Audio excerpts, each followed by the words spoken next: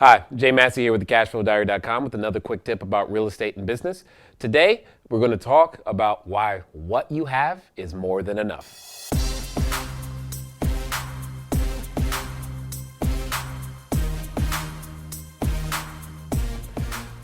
Oftentimes when you're looking at starting a business or feeling like you want to do something more, you want to exceed your present place, you start taking inventory. It's like a self-inventory. I want to do this, and then not soon after we start going through all the things we want to do, the people we want to help, the maybe even the trips we want to take and who we want to be, do, and have.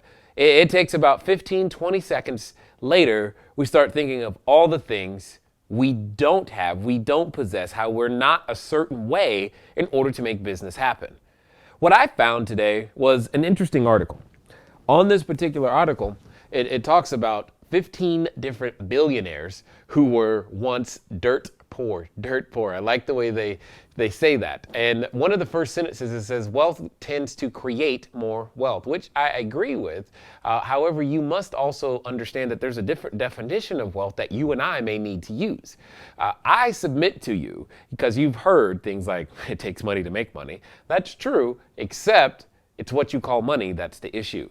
What you call money isn't money. Money is here now. Money is inside of your ideas. And these 15 billionaires, that's with a B and lots of zeros, are great examples of exactly that. You can see how it doesn't really matter what you want to do, what industry you may want to partake in.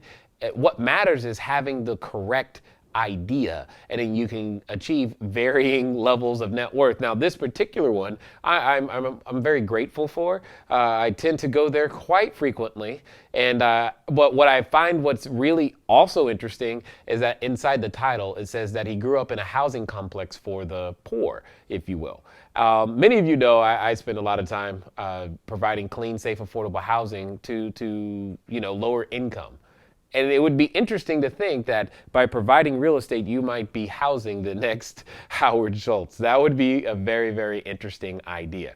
But here's my real point.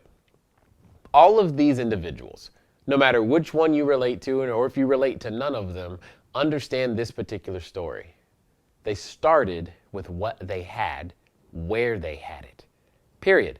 They didn't let what they didn't have get in the way of them getting started or making progress. And because of that, now they're lauded, they're celebrated, they look like, oh, it must have always been, quote unquote, this easy. And I'm almost certain that no matter which one you talk to, they would gladly tell you the story of how difficult it was and all the struggle and challenge that they went through. And it's not just challenge in business, it's challenge in learning interpersonal skills, it's challenge in character, it's challenge in whatever it is, but they stuck to whom they wanted to become through those challenges.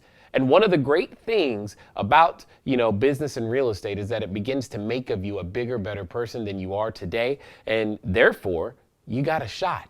And you always have this really nice goal and hopefully endpoint that looks really cool at the end of the day as well.